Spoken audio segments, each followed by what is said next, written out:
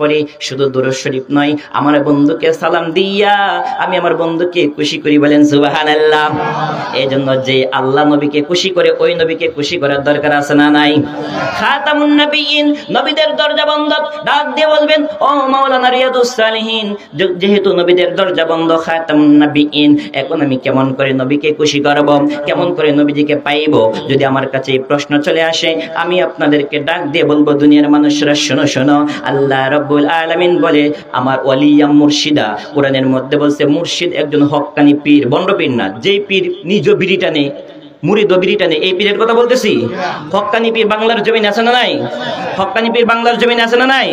হক্কানি পীর দেখতে চান তো সোনাকান্দা চলে যান, হক্কানি পীর দেখতে চান তো সরসিনা চলে যান, হক্কানি পীর দেখতে চান তো পারদা সিদ্দিকের দরবার শরীফে চলে যান, হক্কানি পীর খুঁজতে চান তো ফুলতলির জমিনে চলে যান। আল্লাহু আকবার বলেন।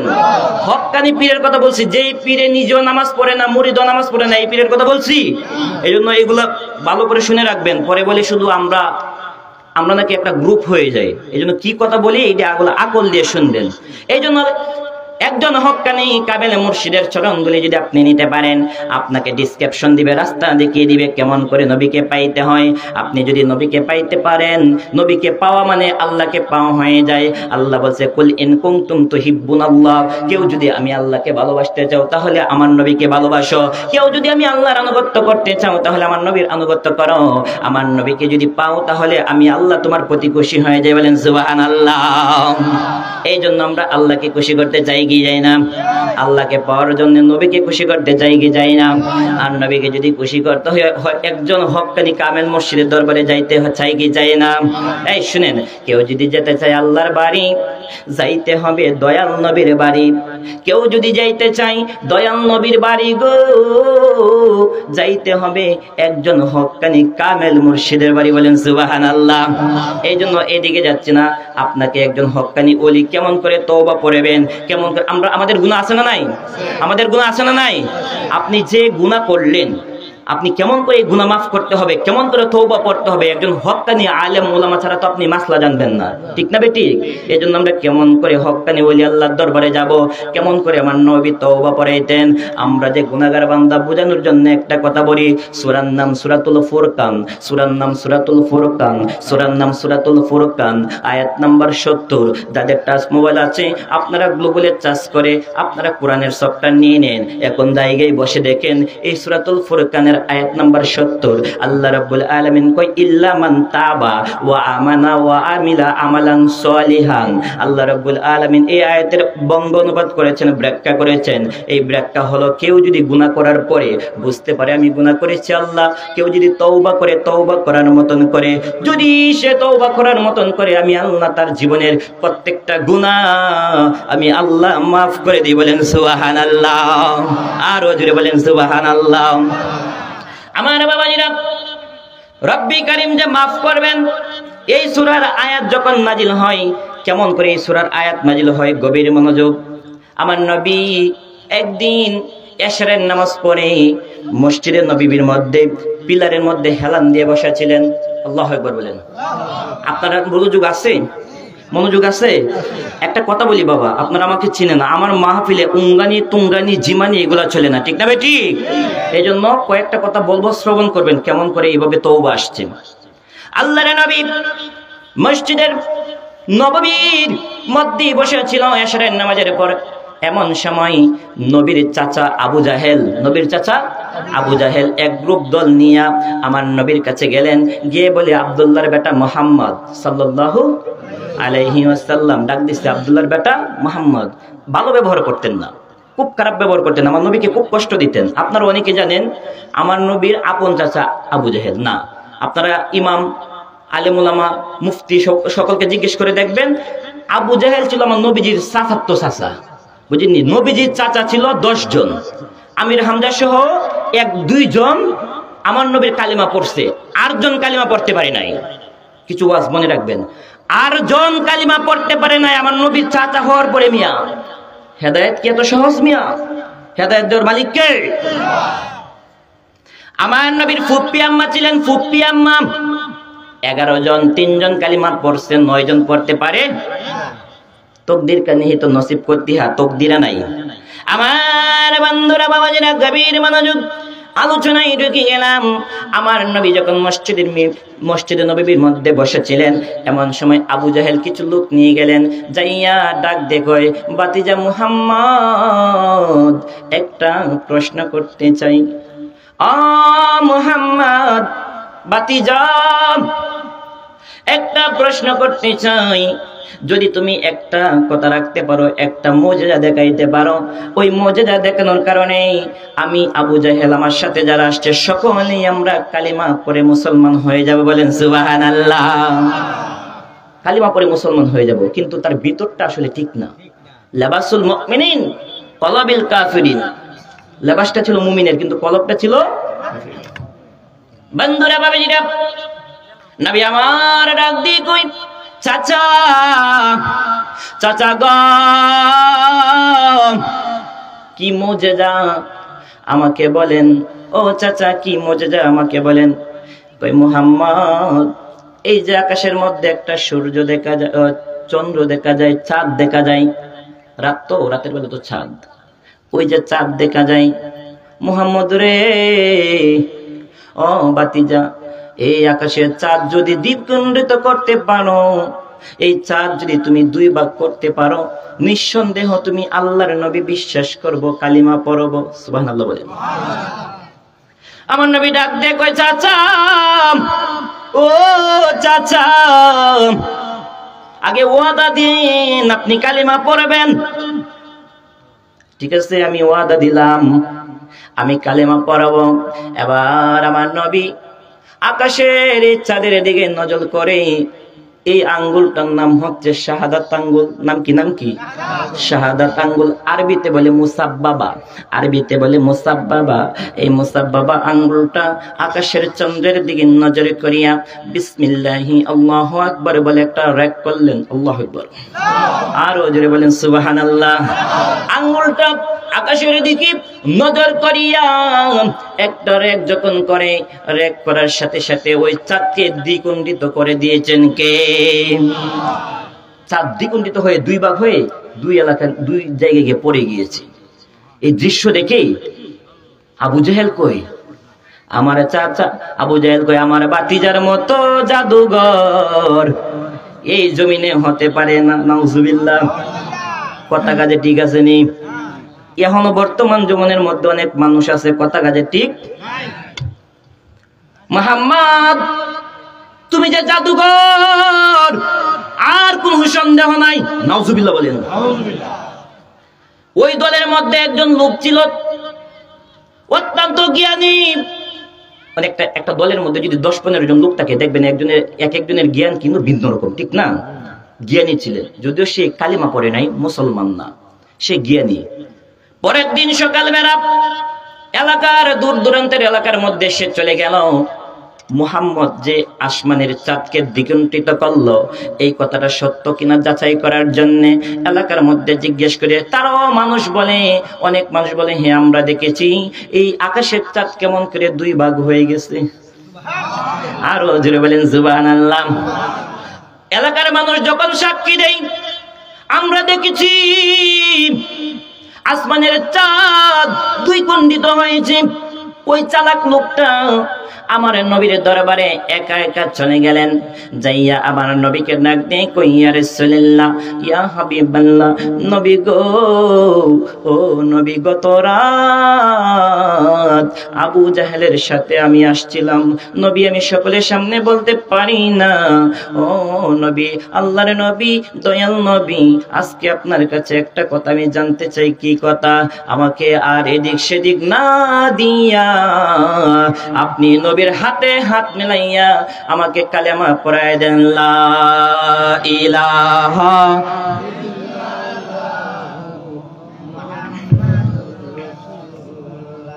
সুবহানাল্লাহ বলেন। আমার নবী যখন কালিমা পড়িয়ে দিলেন, যুবকটা মুসলমান হয়ে গেল। নবী আমার নাম দিলেন আব্দুল্লাহ। কত সুন্দর একটা নাম। নবী আমার নাম দিলেন আব্দুল্লাহ, মানে আল্লাহর বান্দা। নবী যখন আমার নাম দিলেন আব্দুল্লাহ, আল্লাহর বান্দা নাম দেওয়ার পর ওই লোকটা রেগুলারলি নামাজে চলে আসে। যেহেতু সাহাবী হয়ে গিয়েছে, কালিমা পড়ছে, নামাজ পড়ার দরকার আছে না নাই? আর রেগুলার সে নামাজ পড়ে।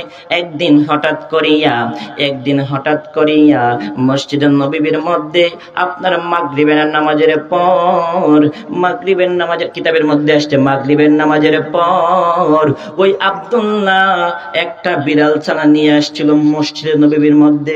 একটু আগে হুজুর আলোচনা করছে, ঠিক আমি শুনছি। বিড়াল ছানাটা মসজিদে নববীর মধ্যে দৌড় দিল। আল্লাহর নবী ডাক দিয়ে কই, দু জাহানের বাদশা নবী হায়াতুন নবী ডাক দিয়ে কই, সাহাবীরা রে, ও সাহাবীরা, এই বিড়াল ছানা এই মসজিদের মধ্যে কে নিয়ে আসলো? সাহাবায়ে কেরামরা তরতর করে কাঁপে। আল্লাহর নবী যখন বলল কে নিয়ে আসলো বিড়ালের বাচ্চা, ওমরে ফারুক খুব তেজস্বী একজন সাহাবী ছিলেন। ইয়া রাসূলুল্লাহ, ইয়া হাবিবাল্লাহ, আপনার আদরের সাহাবী, মহব্বতের সাহাবী নতুন মুসলমান হয়েছে, নাম হলো আব্দুল্লাহ। আব্দুল্লাহ এই বিড়ালের ছানা মসজিদের মধ্যে নিয়ে আসছে, বলেন সুবহানাল্লাহ।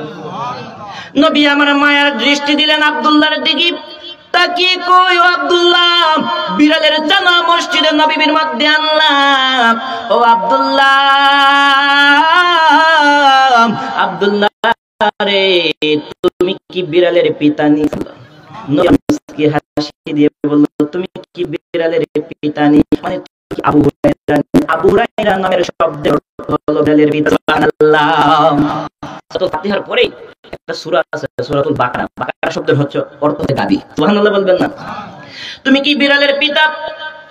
আমার নবী যখন বলল তুমি কি আবু হুরায়রা বিড়ালের পিতা, রব্বে কারীম ডাক দিয়ে কই, বন্ধু গো, তোমার মুখের কথাটা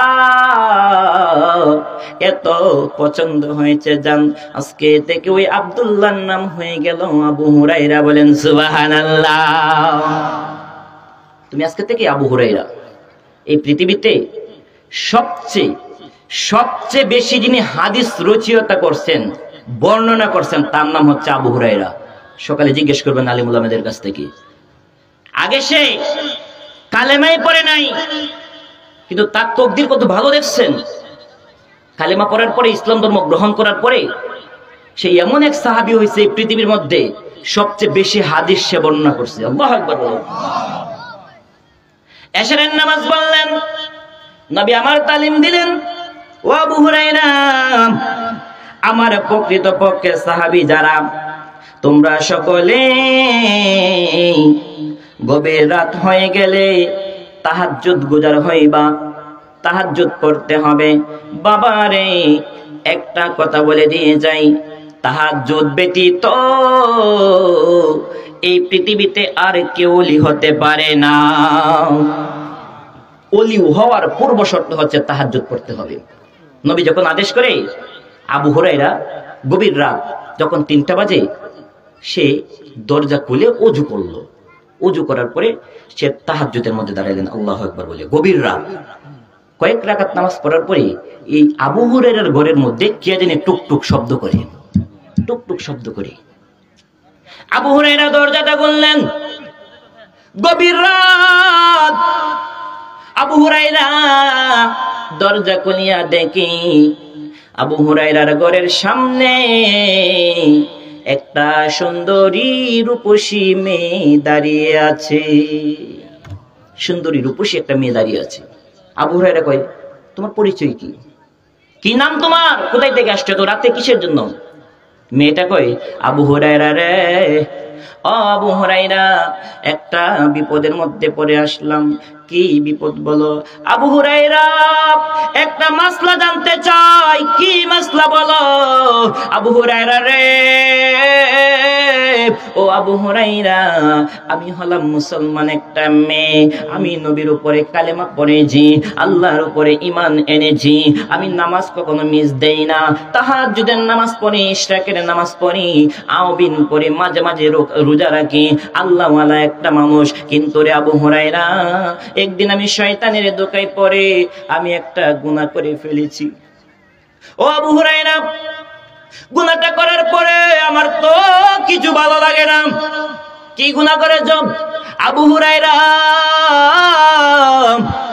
একটা ছেলের সঙ্গে আমার সম্পর্ক হয়ে যায়। সম্পর্ক হওয়ার পরে ওই ছেলের সাথে আমার জিনা হয়ে গেল। জিনা হওয়ার পর আমার পেটের মধ্যে বাচ্চা চলে আসলে, কিন্তু আমার তো বিয়ে হয় নাই, আমি তো বিয়ে করি নাই, আমার পেটের মধ্যে বাচ্চা চলে আসলো, আমি কি করব?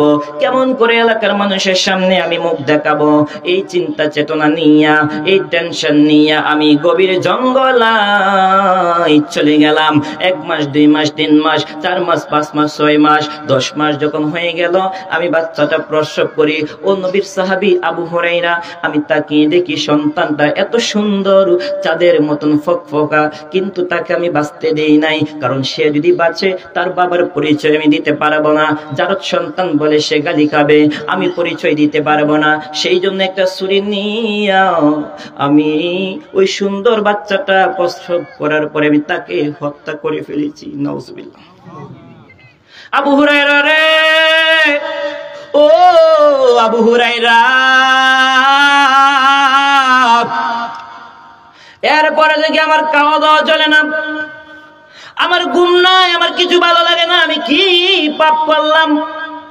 1 নম্বরে জিনা করেছি, 2 নম্বরে বাচ্চা আমি প্রসব করে বাচ্চাটাকে কতল করে ফেলেছি, হত্যা করে ফেলেছি। একই টাইমে এত বড় পাপ, আল্লাহ আমার মাফ করবে কিনা আমি টেনশনে পড়েছি। ও আবু হুরায়রা, আপনার কাছে মাসলা জানতে চাই, বলেন তো এই পাপ আল্লাহ মাফ করবে কিনা? বলেন সুবহানাল্লাহ। আবু হুরায়রা ডাক দিয়ে কই, অসুন্দরী রূপসী মেয়ে, ও এলাকার যুবতী মেয়ে, 1 নম্বরে জিনা করেছো, পাপ। 2 নম্বরে তুমি বাচ্চাটা কতল করেছো, হত্যা করে ফেলেছো, পাপ। একই টাইমে 2টা পাপ করলা, এত বড় পাপ আল্লাহ করবে না কোনোদিন মাফ। বলেন সুবহানাল্লাহ। ফতোয়া দিয়ে দিলেন। ফতোয়া যখন দিলেন, আবু হুরায়রা কয়, দুনিয়ার মানুষেরা সাক্ষী থেকে যাও, আমি যখন বলছি এত বড় পাপ আল্লাহ মাফ করবে না, আমি তাকিয়ে দেখি মেয়েটা কপালের মধ্যে, মাথার মধ্যে, বুকের মধ্যে তাপ্পর মারতে মারতে মারতে মারতে মেয়েটা চলে যায়। আল্লাহকে ডাক দিয়ে কই, আল্লাহ গো গো আল্লাহ,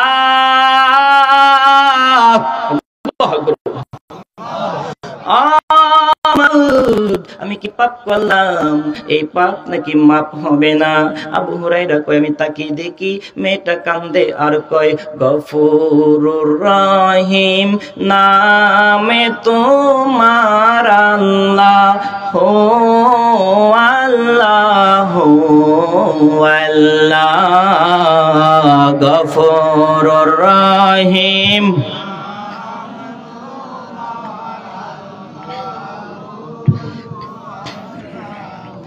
সাথী নাই রে, বাতি নাই রে, যেই জায়গায়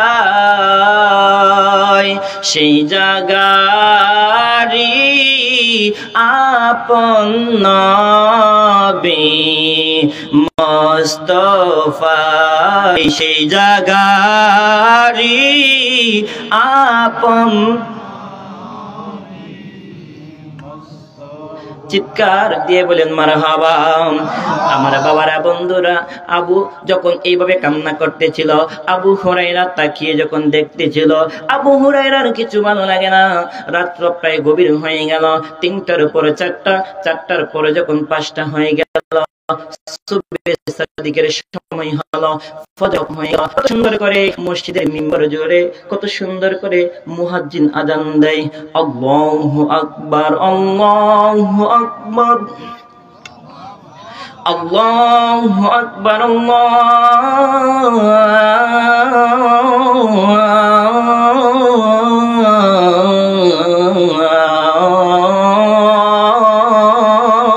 আল্লাহু আকবার। আশহাদু আল্লা ইলাহা ইল্লাল্লাহ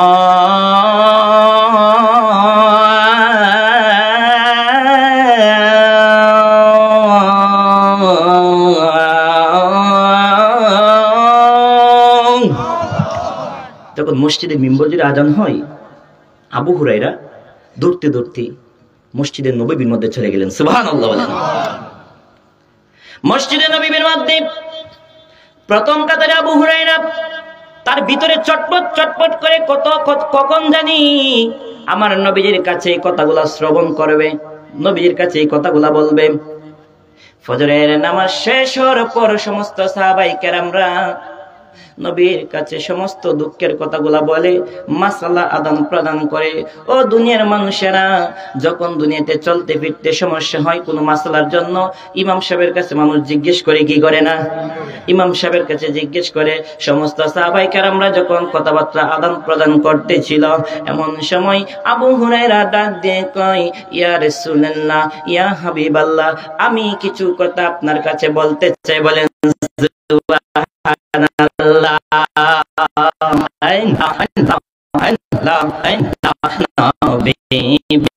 বান্দব কে হোনা আই গো মুমিন বাঙাই নবী বিনে, বান্দব কে হোনা আই লাও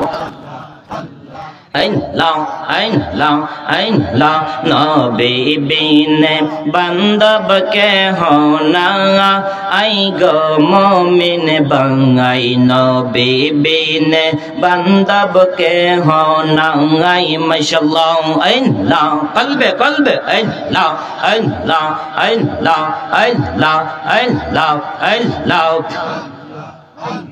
Allah Allah ya habliya ummati kanden nabi din rati, ya habliya ummati kanden nabi din rati, ekono je kaden madina ai Allah Allah Allah Allah Allah Allah nabi bine banda কে হোনা আই গো মুমিন বাঙাই নবী বিনে, বান্দব কে হোনা আই আল্লাহ আল্লাহ আল্লাহ আল্লাহ আল্লাহ রাহমাতাল লিল আলামিন শাফিউল মুজনাবিন, রাহমাতাল লিল আলামিন শাফিউল মুজনাবিন, ঘোষণা যে দিলেন আল্লাহ শাহ আই গো মুমিন বাবাই নবী বিনে, বান্দব কে হোনা আই মাশাআল্লাহ। আল্লাহ আল্লাহ আল্লাহ আল্লাহ আল্লাহ ভাই বন্ধু আত্মীয় স্বজন স্ত্রী পুত্র কন্যা গণ সবার চাইতে আমার নবীজি আপন। মারহাবা আল্লাহ আল্লাহ আল্লাহ ভাই বন্ধু আত্মীয় স্বজন স্ত্রী পুত্র কন্যা গণ সবার চাইতে আমার নবীজি আপন। মারহাবা আল্লাহ আল্লাহ আল্লাহ নবীজিকে জানের চাইতে অধিক ভালো না বাসিলে, নবীজিকে জানের চাইতে অধিক ভালো না বাসিলে, সালেহিন কয় তাহার ঈমান নাই ওরে মুমিন বাঙাই নবী বিনে, বান্দব কে হোনা আই আল্লাহ আল্লাহ আল্লাহ আল্লাহ নবী বিনে, বান্দব কে হোনা আই গো মুমিন বাঙাই নবী বিনে, বান্দব কে হোনা আই আল্লাহ আল্লাহ আল্লাহ সালাতু সালাম গোয়া আমার দুরূদ সালাম গোয়া আমার কইও নবী মুস্তাফা, তোমরা যদি যাও রে মদিনা আল্লাহ আল্লাহ আল্লাহ আল্লাহ সালাতু সালাম গোয়া আমার দুরূদ সালাম গোয়া আমার কইও নবী মুস্তাফা, তোমরা যদি যাও রে Medina Allah Allah Allah fana fana Allah Allah qalbe qalbe Allah Allah Allah Allah Medina শরীফের মাটি নাকে মুখে বুকে মাকি গো আল্লাহ আল্লাহ আল্লাহ মদিনা শরীফের মাটি নাকে মুখে বুকে মাকি গো এমন পবিত্র মাটি এমন পবিত্র মাটি আমার নবীর রওজায় তোমরা যদি যাও রে মদিনায় আল্লাহ আল্লাহ আল্লাহ আল্লাহ আল্লাহ আল্লাহ মদিনা শরীফের মাঝে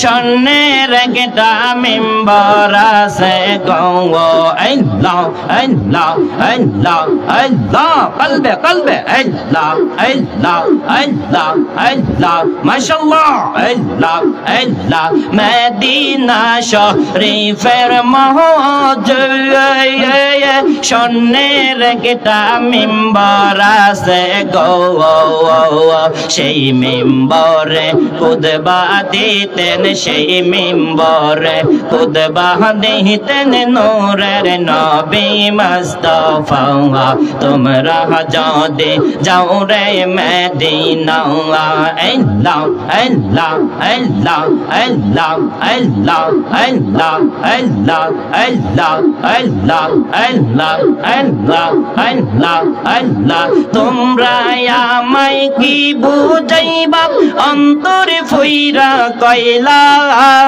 মাশাআল্লাহ আল্লাহ আল্লাহ তোমরা আমায় কি বুঝাইবা অন্তরে ফইরা কইলা আমি জানি গো মুর্শিদ নামে আছে কত জ্বালা আমি জানি গো আমি বুঝি দয়াল নামে আছে কত বাহালা আল্লাহ আল্লাহ আল্লাহ আল্লাহ এই জগতে প্রেম করিয়া কে রহিয়া সাহেবাল্লাহ এই জগতে প্রেম করিয়া কে রহিয়া সাহেবাল্লাহ এই পাহাড় পর দেখতে বালা ভিতরে পইরা কইলা আমি জানি গো মুর্শিদ নামে আছে কত জ্বালা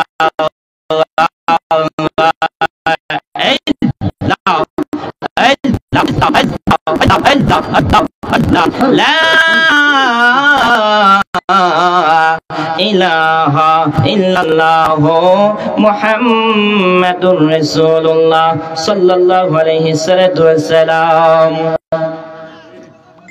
সকলে বলে মারহাবা খুশি না বেজার খুশি না বেজার নবী বিনে দরদি কেউ নাই মুমিন ভাই নবী বিনে দরদি কেউ নাই এই কথা বলে জিকির করছি এনে কি বন্ডামি হইছে জিকির করছি কার জিকির করছি কার আল্লাহর নামে জবাব দিবেন এই কলব পরিষ্কার হবে মিয়া আপনি দুনিয়াতে যখন আসে আপনার কলবটা ফকফকা থাকে কাপড়ের মধ্যে যেভাবে ময়লা পড়ে আপনি গুনাহ করলে আপনার অন্তরের মধ্যে এভাবে ময়লা পড়ে কাপড়ে ময়লা বললে আপনার উইল পাউডার সাবান বিভিন্ন কোয়ালিটি জিনিস দিয়ে আপনি ধুয়ে পরিষ্কার করতে পারেন কিন্তু কলবে যদি ময়লা পড়ে এই পৃথিবীতে কোনো ধরনের কোনো কোয়ালিটির এমন কোনো যন্ত্র নাই যে কলব পরিষ্কার হবে কলব পরিষ্কার করার যন্ত্র একটা সেটা হচ্ছে আল্লাহর জিকির সুবহানাল্লাহ আমার বন্ধুরা বাবাজরা গভীর মনোযোগ এবার আবু হুরায়রা ডাক দিয়ে কয় ইয়া রাসূলুল্লাহ নবী গো ও মায়ার নবী গো আপনার কাছে আমি একটা মাসলা জানতে চাই আরো জোরে বলেন সুবহানাল্লাহ আলোচনা মনে আসেনি আলোচনা মনে আসেনি এবার নবী কই কি মাসলা বলো সাহাবী আবু হুরায়রা কয় ইয়া রাসূলুল্লাহ ইয়া হাবিবাল্লাহ গত রাত আমার ঘুম হয় নাই কিসের জন্য ঘুম হয় নাই নবী গো ইয়া রাসূলুল্লাহ আমি যখন তাহাজ্জুদের কিছু রাকাত নামাজ আদায় করে ফেললাম হঠাৎ করে আমার ঘরের মধ্যে কে জানি টুক টুক করে শব্দ করে। দরজাটা খুলিয়া তাকিয়ে দেখি এলাকার